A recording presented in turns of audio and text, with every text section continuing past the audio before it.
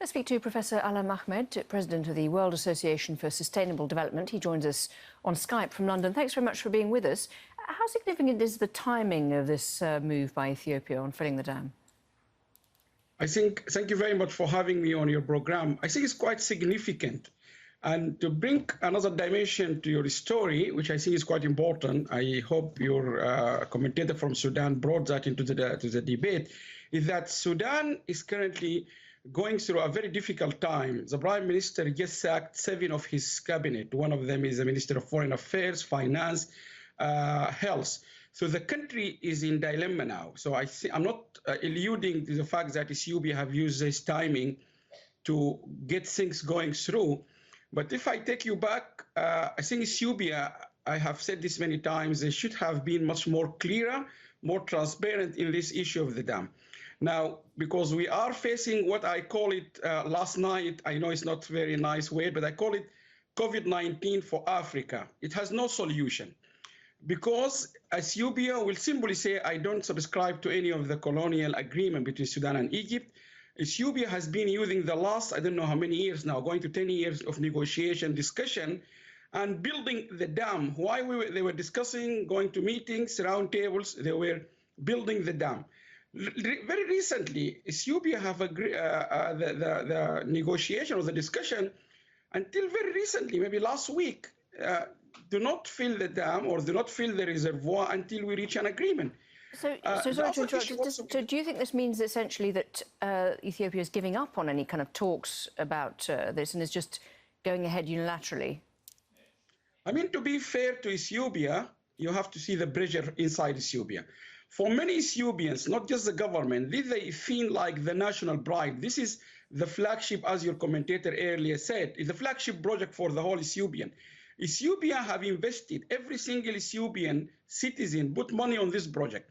The Chinese put some money through loans to the government. Even Ethiopian in the diaspora have put money.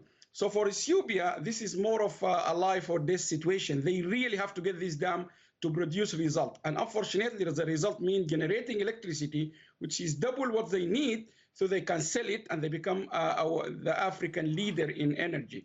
So Ethiopia and the Prime Minister of Ethiopia is under huge pressure, or I can just simply say he had no other option than to really pursue this scenario. It's a scenario, it's not acceptable, and I think it has to go. I think it can mount to the level of the Security Council, because he cannot, or the Prime Minister of Ethiopia cannot continue ignoring the very legitimate concern by Sudan and Egypt. So tell me, what do you expect Egypt to do? I mean, they've asked for urgent clarification, but if it is confirmed to them that this is being filled, what exactly are they going to do you think? I don't think the Egyptians, they're going to get anything from Ethiopia, because I have been following the comments by the Ethiopian water minister. If you look into FT, Bloomberg, all of them, even I have looked into CBC, all the news, he started by saying, oh, yes, the filling of the reservoir goes side by side by building the dam, which is somehow indicating they were filling it. Then when he is being confronted by some of the reporters, he then started to withdraw from that statement, say, oh, it's natural.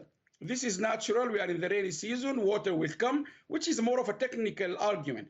The Egyptian now saying we have to wait another month in order to really see, to test this fact, what is the flooding, the rainy season water or not.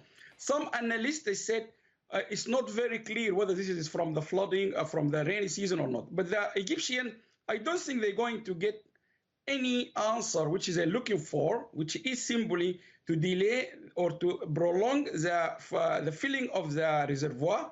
Egyptian may seek to get other people involved, because also remember there are people who are currently key stakeholders but they are silent, like for example UAE, Saudi Arabia, China. And I think Egypt, maybe Sudan, I recommend strongly Sudan will go to try to get Germany to become one of the international negotiators. So we're going to see lots of movement, but I don't think Egypt will get any successful answer to what they need from Ethiopia. Thank you very much indeed, Professor Allam Ahmed.